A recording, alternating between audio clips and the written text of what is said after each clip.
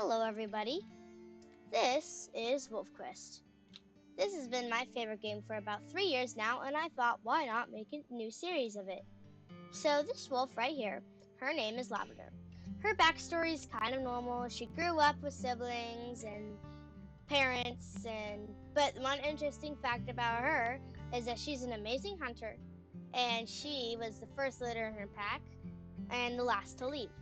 So she's 2 years old, normal age for dispersing, and I thought let's start with Lavinders. So let me read. You are a gray wolf born in the northern range of Yellowstone National Park. You learn the ways of the wolf in your birth pack. Now that you are 2 years old, it's time to venture out on your own to find a home and start a family of your own. Okay. Learn to hunt. Now, I think Lavender already knows how to learn, but she does need to prove herself. So this is Howrong Mountain. It's a DLC, so you do have to pay for it, but it's the biggest map on the whole game. It's extremely big. The line right here is out of Yellowstone, where you can actually get shot and killed, because it's legal to kill wolves there, but not in Yellowstone. So I think Lavender is just gonna kind of stay in a safer area, probably a little Cottonwood Creek over there. But our quest right now is to kill 2 elk, because this is the wilderness. We need to prove ourselves that we can hunt, because if we don't, there's going to be no dispersals, like potential mates that are going to want to, and there's a bison carcass, nice, that are going to want to be our mate, because we look like we're stupid and just relying on them all the time. They aren't the only ones that have to be a good mate. We do too. So I'm going to track down this elk herd now. Now this is elk prints, but they are bull elk. But one thing about bull elk is they love to hang out around the females. They're going this way, I think. As you can see at the top right here, it shows how much away. And if you follow the trail and the time goes down, that means you're going the right way. But one thing is funny is that I smell, by the way, the female elk, the easier ones to kill, are the lighter pink, and they're going the opposite direction. So I think I'm just gonna keep following the scent that I smell. So as I follow this elk herd, I realize that I'm going this way, but thankfully, all of this non-colored area is where no other wolf packs has claimed, so it is safe to hunt here. But if we accidentally chase the elk herd into any of these territories of other wolf packs, and they find out that they're there, they're gonna chase us and try, and if we don't go out of their territory, they will probably fight to the death. So I'm just gonna be wary of that as I follow the scent of the elk. The scent is getting quite strong now, but I do not smell any elk calves, and you know you're close when you smell elk calves. The elk calves color is extremely, I think it's almost white, but it still has a hint of pink. That's how you see if it's an elk calf. This is the time of year when they finally get their scent, so you can start smelling them. Because when they're newborns, you can't actually smell them at all. It's like one of their superpowers. Oh, I hear a bull elk. I smell a bull elk. Maybe they're this way. They're the elk herd. I found them. See, this is what I said. The bull elk love to hang around the female elk herd, because this is the runt season. This is when they want to take control, or they want to fight the bull elk of the herd and take control of it. Now, these elk herds are going to be like, it's just a lone wolf. They're no threat to us. We're just going to stand around. But, Lavender needs to chase them and get them in panic mode, because if they don't, they'll try and stomp on me and will probably injure me, so I need to be wary of that. Raising my tail will make you look bigger and stronger, so we're gonna do that. These are very stuck. But dashing towards them and scattering them around can make them start to panic. Now, Lavender's brand new here. She just traveled, so they're don't know about this wolf. They're like, this wolf isn't very powerful. This wolf isn't scary at all. And they're right, Lavender, if they do not move, she's probably going to give up. And if they keep this up, it will be almost impossible. But another way they can get them is biting them. So oh shoot, yeah, I'm gonna run. You see, she ran a little bit, but the elk didn't run, so she stayed. And if you bite enough, they'll probably start running. Whoa! Now the bulldog is like, yeah, we're too fast. He's slow. We love this spike elk. Whoa, there's another spike over there. Maybe we can show that. Oh, this is pretty weak, actually. Very weak. Yeah, okay, we finally got them running. They're pretty stubborn. Oh, I got trampled. But I think I'm gonna go after a spike elk because this one's actually really weak. You wanna like try and like tire them out first, um, by like sprinting towards them and like getting them to sprint, but like not biting. Because when you bite, it'll like deal damage to you, and when you wear them out, it'll do like barely any damage to you. So it's usually doing more damage to them than it is to you, but sometimes it will not. And weaker elk tend to do less damage to wolves when they're biting. It takes a little bit to make them exhausted. You'll know that they're exhausted when they start running like really slow. So now, shout out to Carrie. She's probably the only one watching right now, but I'm sending this video to you on purpose. I made this video just because I learned that you want to watch my videos. So shout out to you, Carrie. Now I think I am gonna go ahead and bite this guy because he is really low health, so he probably won't do much to me. Yeah, he's only doing 9 damage and I'm doing 15 to him. So now to bite, you need to hold. You can't just click space. So you have to hold space and try and go for the sides because when you go, oh, it's a standoff. Because when you go for the back legs, they tend to kick you really hard and it can do lots of damage. This guy, now that his health is drained, he is like, it's like fight or flight situation. I'm gonna fight because I can't really run it. But he's like still running. I got the back there, now it's doing lots of damage to me. So now he's trying to fight back because he can't run anymore. If he runs, he'll go slow. But, like, he can still run. He could probably, the fastest he can go is just, like, a normal, like, what looks like just a normal run, but he's actually sprinting for a second. I'm just gonna try and finish him off here. I'm playing on challenging, so, like, the higher the difficulty, the more damage they'll do to you when you're biting. So challenging isn't that bad. Carrie, if you want to play this game, I'd start on easy. Trust me, you're gonna regret your decision if you don't. And did you see he did 36 damage to me, and my health was already a little bit drained, but look how much that still did. Like, it's at the top there. That's my health, my stamina, my hunger, and my sleep bar. If that purple goes out, I should take a nap, and my stamina will go down.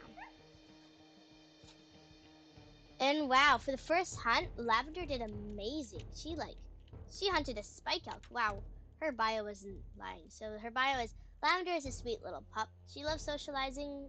I don't know, I definitely didn't spell it right. She loves socializing and hunting. Lavender is known for her skill in stalking and taking down prey with ease, which is definitely what just happened here. So that is one of 2 elk we must hunt down. I think we could try and just hunt another one like right away. Oh, and quick tip: howl whenever you hunt down a carcass. That howl's really quiet. Hold up. So I think I fixed the howls. I think it's just my microphone, or not microphone. My headphones just making it really quiet. But I turned it up a lot, but it's still quiet. So after you howl, there's like a little compass right here. This hex shows if you're in enemy territory. If it's like a color, that means you're in enemy territory. Unless it's yellow, your colors, your territory is yellow, but you can change it. I'll show you how in a minute. And then right here, there's a compass. We're looking east right now, and will be an X where your carcass is, so that you can come back and finish it later. It'll also show on the map. So now we can just quickly go back and hunt another one if we can find a weaker one, because we are a little bit hurt. We gotta be wary of that. So they're probably gonna want to like fight. They're probably not gonna be scared. Or I might be wrong. I usually like to go for calves, but their mothers are like really annoying. And so like their mothers will fight back. If you were a mother, you would fight for your child's life. Unless you're a bad mother. Definitely not that one. That one's very high on health. And that's a male. Not yet. I still have to prove myself. What about this guy? The mother's like right there, but nope. Get out of here. My stamina was too low. I chomped down, but my stamina dropped, and then I had to let go because I was so tired. And this male is hunting with me. Whoa. Yeah, buddy, not yet. I'm not ready. I'm not ready. I still need to check your health. This one's okay. Considering that it was fighting back, I thought it was pretty low. And this mother's gonna kick me in the butt. Ouch. See, that's what I mean. Sometimes hunting elf calves is even harder. The mother just disappeared. Oh no, she's over there. Now, usually you're gonna want to do something called a fake retreat, where you go far away so the mother thinks you're retreating, and then they'll start to go back to their herd. And then, while they're running, nobody really says this, but you're gonna want to wait till the mother is ahead of its elk calf so that it has to turn around to get back. And if they're like behind it, they'll just immediately be right behind you and kick you really hard. So that's kind of my strategy when hunting. In real life, I don't know if wolves know how to do that, but sometimes I don't really do it too much because it kind of feels unrealistic and cheating. Now, see, they're kind of not behind, so they got me like really quickly. Oh, they almost hit me there. There's like, you can like sometimes get the mother to hit their calves, and people do that sometimes when they're playing on Unforgiven. That's like the hardest difficulty, and that's how they like hunt, like because it's so hard. But you can still like hunt normally. It's just really hard. Now they're in the middle of attacking, so they kind of froze, like they kind of like bugged out. So now I've taken down my second carcass, and where's that male over there? He's just been waiting, kind of like, hey, want to check me out? And now I'm ready. So you've learned to hunt. You've learned the basics of hunting. Keep improving your skills. You need to be an excellent hunter to keep your pups alive during the spring. And there's a dispersal wolf ahead. So I'm going to teach you now how to pick a good mate. Now, I usually try and go for 3 stars diversity. So here we have a 3-year-old. We are a 2-year-old. From Buffalo Fork Pack. That's a very interesting name. They have a pretty cool coat, I guess. But they're only 2-star diversity. Diversity is like how like now they're pretty bold because like going up to me even though they don't even know I'm safe yet. So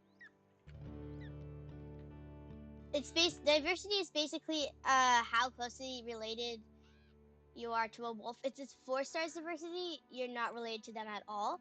And Mother Nature was really racist to wolves, so the darker the wolf, the more unhealthy they are. But so my genetics, what is my genetics? Down K, down K. So the opposite genetics would be the best because that means that we're the farthest related. So this person, or wolf, I should say, is probably uppercase K or up K, low K. I, being low K, probably wants a up K, up K. Now, the more up Ks you have, the darker the wolf is. And the darker the wolf is, the more unhealthy. Now, you might be like, oh, why is a unhealthy wolf better for mating? Well, that's because it's basically the opposite like color of you, and there's a bear. It's like the opposite color of you, which is like more healthy, I guess. It's hard to explain. Like you wouldn't want to like have babies with your cousin, and your cousin probably looks like you. So the more they like not look like you, the healthier your puppies will be. But it's not even the healthier. It's like the more pups you'll have. So this person I'll probably have like 4 puppies max. The max you can have is 7. I tend to look for 3-star diversity wolves since they won't give me a ton of pups to have to take care of, but they also won't give me too little. I also look for personality in courtship. This is called courtship. You can kind of see his personality here. He's pretty bold. He'll like walk up to me. He also looks pretty social considering that like whenever I do a movement, he'll like stop immediately and reply back. And his heart is already pretty high. And that didn't take long at all.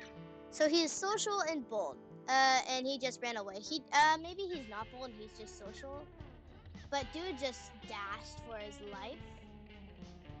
So I'm gonna reject him because even when he was hunting, I think he was trying to hunt. He wasn't even like looking at me. He wasn't hunting at all. So I'm gonna try and look for a better mate. But before that, it is getting to that time where I have to end the video. So if you want to see Lavender's journey and her getting a new mate and having puppies and raising them together and having a growing pack, please do like the video. It really supports my channel. And please give like a comment and like stuff, and because it makes it so that more people will like come and look at my video whenever I publish this to the public, if my mom will ever let me. But anyways,